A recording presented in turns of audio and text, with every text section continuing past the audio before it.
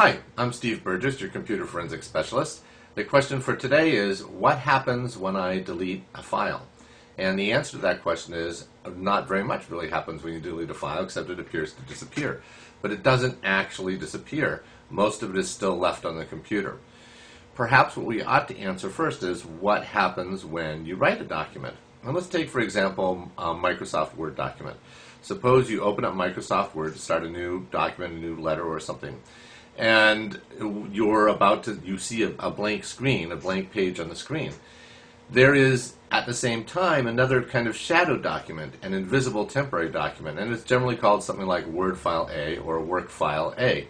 Now, it's possible to see these invisible documents if you change the view settings on your computer to view hidden and system files. I don't recommend it. It's actually very confusing when you see this odd little other document pop up on your screen when you're trying to create one. But when you close Microsoft Word, that invisible temporary document, which you can see if you have your hidden file attribute turned on, goes away. It's deleted. But again, not much happens to that, just as not much happens to your file when you delete it.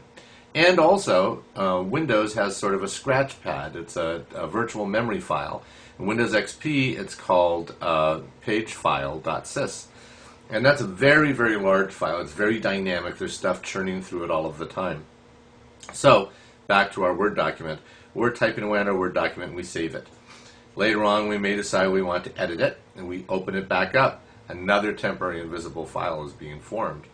So, now what happens when we delete the file? Well, the first thing that happens is, say the file is called Letter to Mom, and you delete the file, you throw it in the trash, you throw it in the recycle bin, and you empty the recycle bin.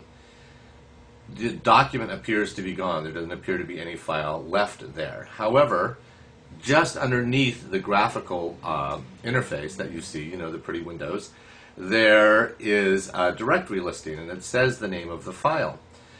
What happens in that directory listing is that the first letter of the name, the first character of the name, is changed to Greek sigma, which says to the computer, you can overwrite this. I'm not really here, but it is really there. And until such a time as that directory entry, that space in the directory is needed, that directory entry may still be there. It's got a lot of other attributes to it as well, such as where the file used to start. Well, until the content of the file gets overwritten, that content is still there as well. So it's fairly easy for a computer forensics professional, or even at that point a data recovery program, to go in, pick that spot, and say it starts over here, and bring that file back intact.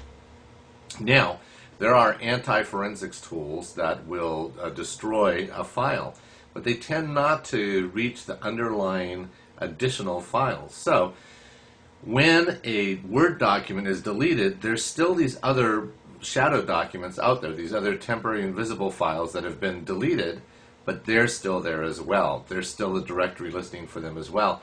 And what's even more important from the perspective of someone working on computer forensics is that the content of the file is still out there.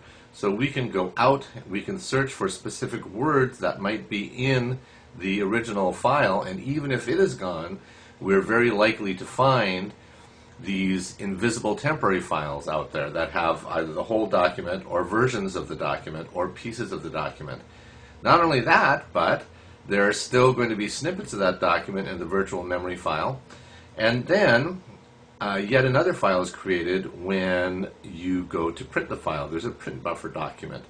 So simply by opening a Word file, editing it a second time, and printing it, you have temporary Word file A, temporary Word file B perhaps, the actual original file with edits, a print buffer file, and entries, at least a couple of sets of entries in the virtual memory file. So it's amazing. There's stuff spread all over the computer. Not much happens when it's deleted. Now in time, the space may end up being needed, and the content of any or all of those files may be overwritten if they've been deleted. That says to the computer, you can use this space. But in fact, when you delete a file, not very much happens. Now, Email documents are a little different, but you can see that in my video, Recovering Deleted Emails. Thanks very much for watching. I hope that answered your question.